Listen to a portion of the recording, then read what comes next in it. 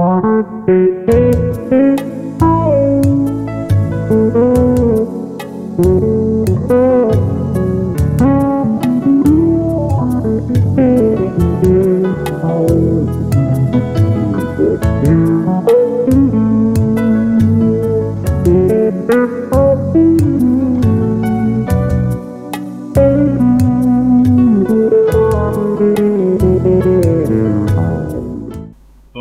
Bonjour. Bienvenue sur la Maison du Père. Que le Seigneur vous bénisse en ce dimanche. Nous sommes très heureux de vous retrouver avec ce nouvel enseignement. Aujourd'hui, nous allons parler de la chasse au trésor, parce que nous allons aller à la chasse de ce trésor qui se trouve dans la Bible. Dans tout ce que nous faisons, la croix de Jésus est le point d'appontage, le spot, comme on dit. Amen. Alors, l'objectif premier dans l'exécution ou alors l'exercice de sa vocation de pasteur, je parle de notre pasteur à nous deux, a été de mettre en évidence le meilleur qui se trouve dans chacun d'entre nous. Et cela sur la base de la parole de Dieu. Et surtout, le travail que Jésus a commencé dans chacun d'entre nous. Alors, si tout ce qu'il y a à faire, c'est de nous condamner lorsque nous commettons des erreurs, parce que nous commettons tous des erreurs, le meilleur qui est en nous ne sortira jamais. Ça va de soi pour tout un chacun d'entre nous. Si vous passez le temps à condamner quelqu'un d'autre, vous ne pourrez pas en sortir le meilleur. Le Seigneur Jésus ne fait que nous encourager afin que nous nous rapprochions de lui, pas que nous nous éloignions de lui. Cela requiert donc de la compassion lorsque nous parlons à quelqu'un, lorsque nous évangélisons. Cela requiert aussi de l'empathie. Et pasteur, en fait, n'avait pas ces deux choses au début de son ministère. Mais le Seigneur lui a demandé, en fait, de savoir si jamais il lui donnait un peu de sa compassion et de son empathie, est-ce que cela servirait à lui faire prendre une décision, à savoir de le servir. Donc, depuis lors, cet objectif de faire sortir le meilleur de chacun d'entre nous a été sa poursuite depuis qu'il a pris fonction comme pasteur de cette église, la nôtre. Et je pense que c'est dans cela que nous deux, on est arrivés à cette église. Et on s'est mis à travailler avec lui. 2 Timothée 2,15 nous dit: efforce-toi de te présenter devant Dieu en homme qui a fait ses preuves, en ouvrier qui n'a pas à rougir, parce qu'il transmet correctement la parole de vérité. C'est pour vous et nous, la parole de Dieu nous rend tous complets. Amen. Alors, lisons maintenant 2 Timothée chapitre 3, verset 17.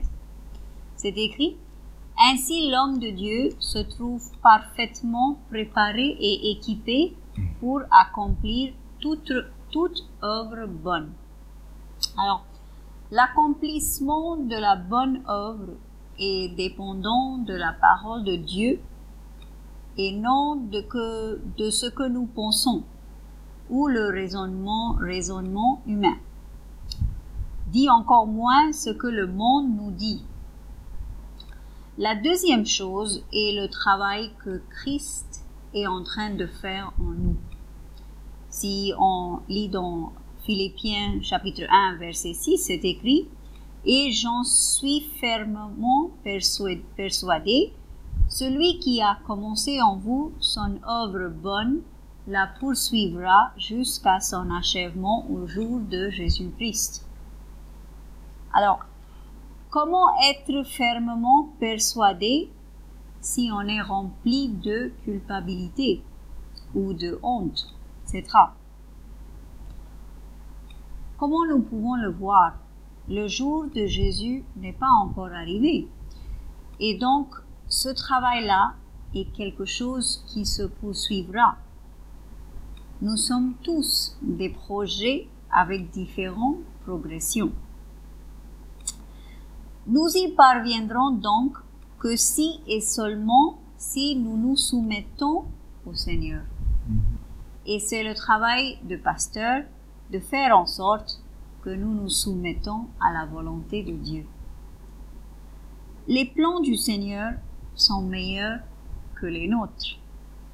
Dans Hébreux chapitre 13, verset 21, il est écrit « Que ce Dieu vous rende capable de faire le bien sous toutes ses formes, pour que vous accomplissiez sa volonté, qu'il réalise lui-même en nous par Jésus-Christ, ce qui lui est agréable. À lui soit la gloire pour l'éternité. Amen. » Le Seigneur travaille en nous afin que sa volonté soit faite sur la terre. Voilà pourquoi il nous rend complets. Car comme le dit les Écritures, il n'y a rien dans la chair qui puisse glorifier le Seigneur. Il réalise cela à travers Jésus-Christ, par qui provient notre salut. Donc en cela, il faut trouver le juste milieu, car après tout, on est tous humains. Galates 4, 19 nous dit « Mes enfants, pour qui j'endure encore une fois les douleurs de l'enfantement, jusqu'à ce que Christ soit formé en vous. Vous n'avez pas idée du nombre de fois, d'après Pasteur, d'avoir dit les mêmes choses aux mêmes personnes encore et encore. » Je pense que c'est quelque chose qui est récurrent dans toutes les églises, les choses qu'on dit encore et encore. À la fin, il est humain après tout. Et il y a la frustration qui prend le dessus. Après avoir lu ce verset, il dit à Dieu, « Voici ce que je veux. » Et seulement, avec la patience et la compassion, et c'est seulement avec la patience et la compassion que ce travail de berger peut être accompli. Chaque rencontre qu'il fait est un ministère directement de Dieu et non de lui-même. Le deuxième élément dont il faisait question pour faire la balance, c'est Psaume 127, 1, qui nous dit « Si l'Éternel le bâtit la maison, en vain les bâtisseurs travaillent. Si l'Éternel le garde la ville, en vain la sentinelle veille. » Le Seigneur est celui qui bâtit la maison et non lui, pasteur. Tout ce qu'il doit faire, c'est d'être le berger, celui qui dirige le troupeau que nous sommes. C'est la raison pour laquelle, quand il est fatigué, il se refuse à nous recevoir. Et ça devrait être la même chose pour tout autre homme de Dieu. Jérémie 3,15 nous dit, « Là, je vous donnerai des bergers à ma convenance. Ils vous dirigeront avec compétence et discernement. » La compétence et le discernement sont deux valeurs que Dieu donne à ses bergers pour diriger son troupeau sur la terre. C'est Dieu qui permet au ministère de prospérer. Alors c'est à lui que revient la gloire aussi.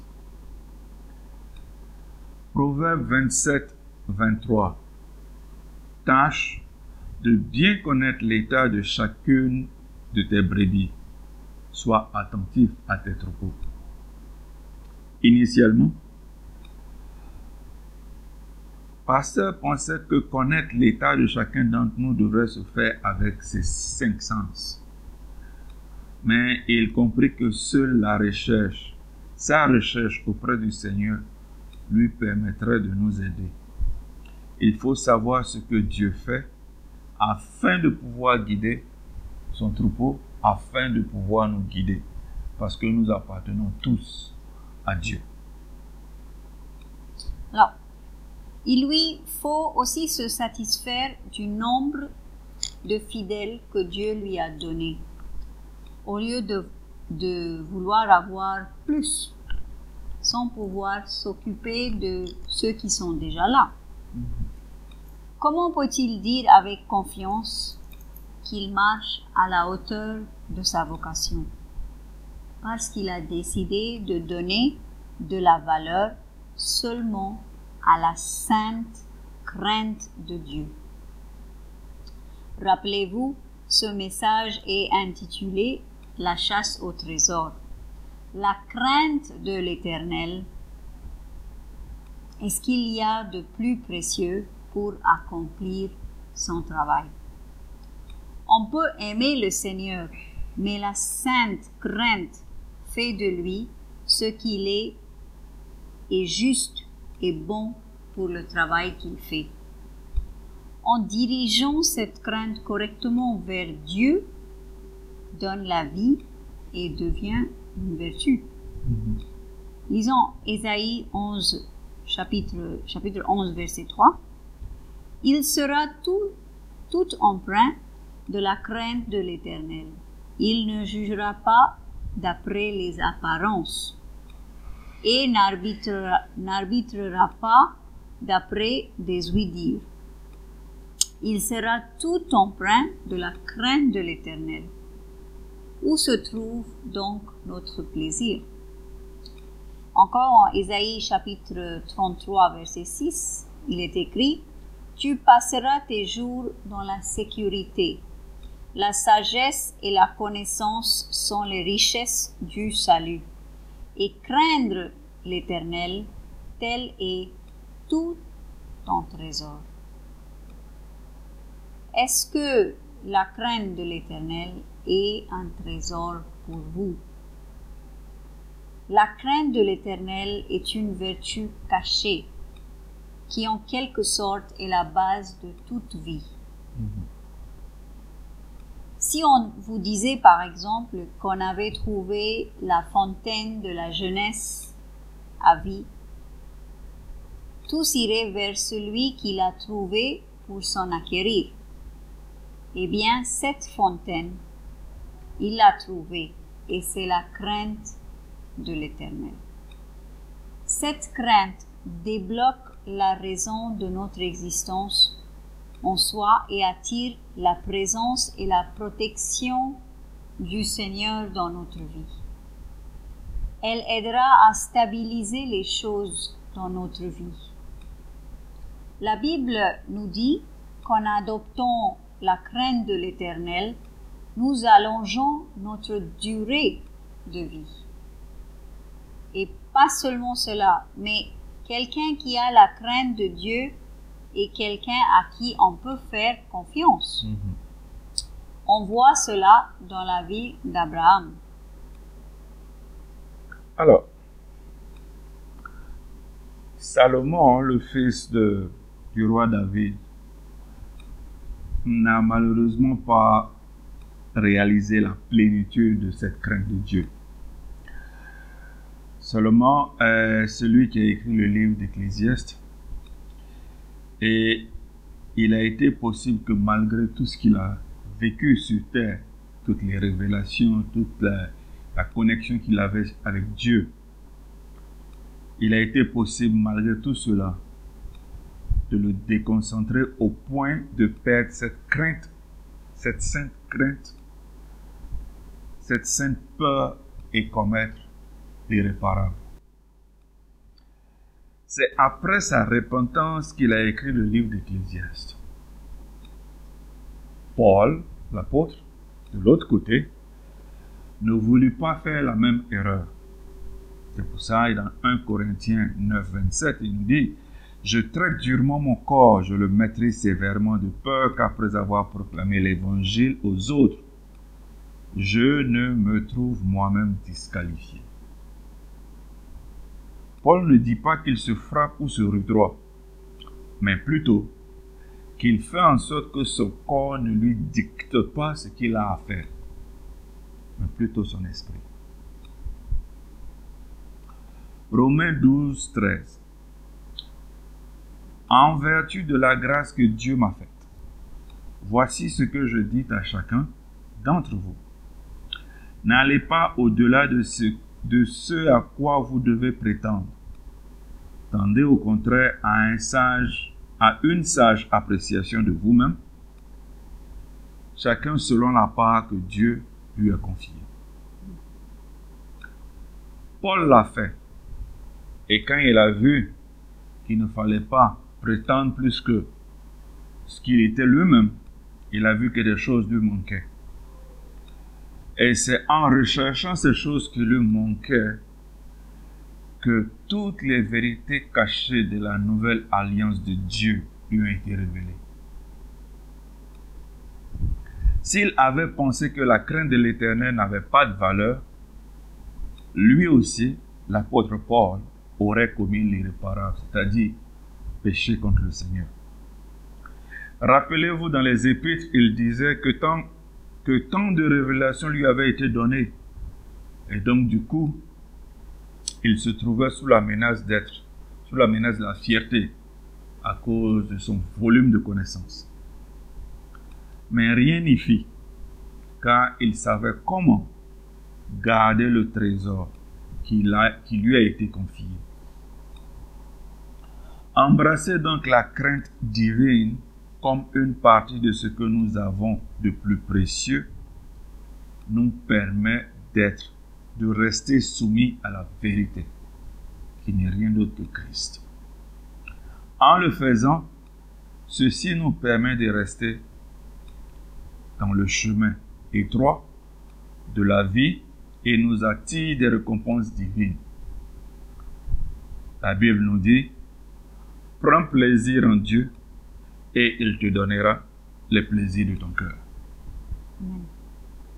Lisons maintenant Proverbes chapitre 1, verset 7. Il est écrit, « C'est par la crainte de l'Éternel que commence la connaissance. Mépriser la sagesse et l'éducation, c'est être un insensé.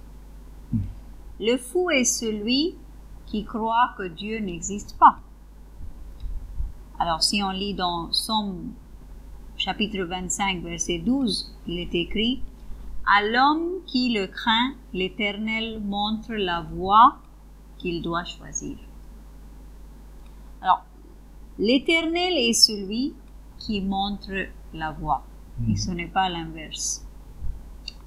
Revenons donc à Salomon, et nous allons lire une partie de ce qu'il a écrit après qu'il ait péché. Ecclésiaste chapitre 1, versets 1 à 11. Voici ce que dit le maître, fils de David, roi à Jérusalem. Dérisoire, absolument dérisoire, dit le maître.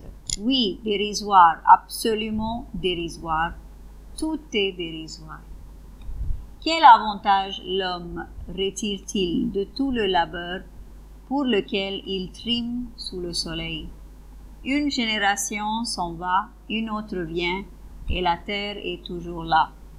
Le soleil se lève, le soleil se couche, et il aspire à se retrouver à l'endroit d'où il devra de nouveau se lever. Il va vers le sud, puis il tourne vers le nord. Il tourne et tourne encore, ainsi va le vent. Et il reprend les mêmes tours, le vent. Tous les fleuves vont se jeter dans la mer, mais la mer n'est pas remplie. Les fleuves ne cessent de couler toujours. Les fleuves ne cessent de couler toujours vers le même endroit, en suivant leur cours. Tout est en travail plus qu'on ne peut le dire. L'œil n'est jamais rassasié de voir. L'oreille n'est jamais remplie de ce qu'elle entend. Ce qui a été, c'est ce qui sera. Et ce qui s'est fait, c'est ce qui se fera. Il n'y a rien de nouveau sous le soleil. Si l'on dit, tenez, voilà quelque chose de nouveau, en fait, cela a déjà existé dans les temps qui nous ont précédés depuis longtemps. Seulement, on ne se souvient plus de ce qui s'est passé autrefois, et il en sera de même pour ce qui se produira dans l'avenir. Ceux qui viendront après n'en auront aucun souvenir. Alors, si on lit ça, on pense qu'il était vraiment fatigué de la vie. Voici ce que l'homme supposé être le plus sage de tous les temps à dire de la vie. Lui qui a connu Dieu de si près est sous le coup d'une dépression. Oui, on voit que dans ces versets qu'Anchou a lus, Salomon est sous le coup d'une dépression. Comme il dit, dérisoire, tout est dérisoire. Et il commit ce qu'il commit l'irréparable. Mais Dieu merci, il est sorti de cela, a fait son repenti. Et après tout ceci, voici ce qu'il a dit. Ecclésiaste 12, versets 1 à 6. Et tiens compte de ton Créateur au temps de ta jeunesse, avant que t'adviennent les jours mauvais et avant que viennent les années dont tu te diras, je n'y prends pas plaisir. Avant que s'obscurcisse le soleil, la lumière, et que la lune et les étoiles perdent leur éclat, et que les nuages reparaissent sitôt après la pluie. C'est l'époque où se mettent à trembler les gens qui gardent la maison, et où se courbent les hommes vigoureux, où cessent les broyeuses, car les voilà trop peu nombreuses, et où celles qui regardent par les ouvertures sombrent dans l'obscurité, où les deux battants de la porte se ferment sur la rue, où le bruit de la meule s'affaiblit, où l'on se lève dès le chant de l'oiseau, et où faiblissent toutes les chanteuses. C'est le temps où l'on craint la moindre pente, et où l'on a peur en chemin, où l'amandier fleurit, et où la sauterelle devient lourde, où la carpe n'a plus de goût. Et ainsi s'en va l'homme vers la demeure qui l'attend, dans les ténèbres. Et déjà, les pleureuses s'assemblent dans les rues. Oui, tiens compte de lui, avant que se rompe le fil d'argent, que se brise la coupe d'or, que la jarre à la fontaine se casse, que la poulie se brise et tombe dans les puits. Si on va au verset 13 du même chapitre,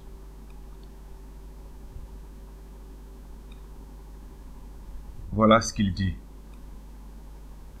Voici la conclusion de ce discours. Donc, après avoir énuméré tout ce qu'il a vécu dans sa vie, il dit, voici la conclusion de ce discours. Maintenant que tout a été entendu, crains Dieu et obéis à ses commandements, car cela vaut pour tout homme. En effet, Dieu prononcera son jugement sur toute œuvre, même celles qui ont été accomplies en cachette, les bonnes et les mauvaises. C'est le conseil de l'être le plus sage de la terre. C'est notre plus grand trésor. Confessez vos péchés, corrigez vos fautes et rendez votre relation avec Dieu aussi parfaite que vous le pouvez. Donc, maintenant, l'élément qui lui permet de guider les autres, c'est la crainte de l'Éternel. craint Dieu et obéisse à ses commandements, car cela vaut pour tout homme. Si on lit dans Psaume 128, verset 1, il est écrit « Heureux est toi, toi qui crains l'Éternel et qui suis les chemins qu'il a tracés. » Heureux es-tu, toi qui crains l'Éternel. Heureux es-tu, toi qui crains l'Éternel et qui suis les chemins qu'il a tracés. Ce sont les mêmes commandements. Voici ce qu'on appelle être béni de Dieu, car la bénédiction du Seigneur nous donne de la richesse et n'a pas de chagrin. Prends plaisir dans le Seigneur, et il nous donnera ce que notre cœur désire. On espère que ces versets font du sens maintenant. Si vous manquez de craindre Dieu, dites-le lui. Soyez honnête avec lui et il vous aidera à le craindre et à suivre ses commandements. Psaume 51, verset 8 nous dit « Mais tu veux que la sincérité demeure au fond de mon être.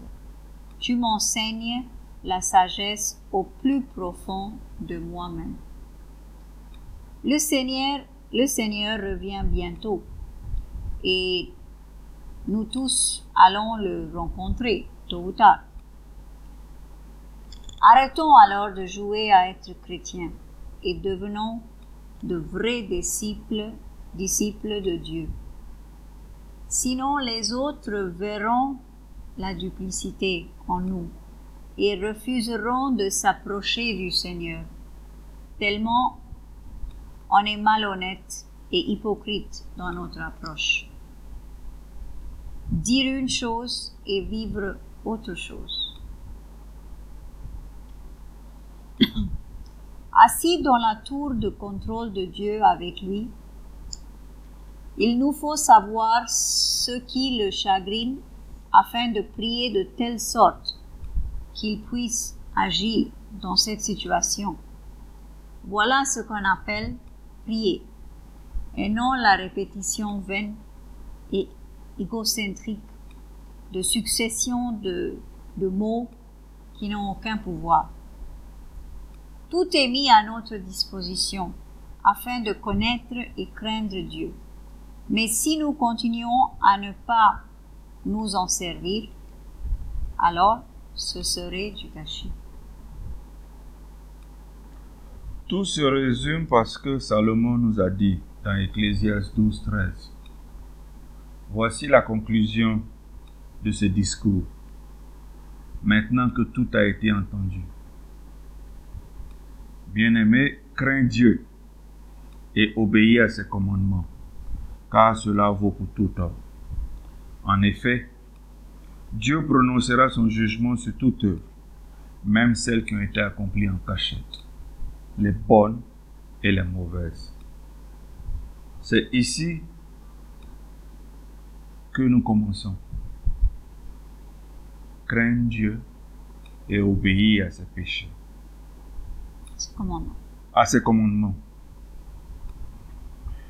À présent, un pasteur se concentre seulement sur l'Église pour laquelle il est pasteur et surtout joue le rôle de celui qui enseigne la parole de Dieu. C'est cela sa vocation. Si vous n'avez pas la crainte de Dieu, c'est sûr qu'on délaissera, qu'on abandonnera Dieu lui-même. Jean 17,3 nous dit, « Or, la vie éternelle consiste à te connaître, toi, le Dieu unique et véritable, et celui que tu as envoyé, Jésus-Christ. » C'est une question de vie éternelle. Ne risquez pas votre éternité avec Dieu pour les futilités de ce monde. Ce message n'est pas pour vous condamner, mais plutôt pour vous réconcilier avec Dieu, votre Père. Bon dimanche à vous. Que le Seigneur vous bénisse. Au revoir.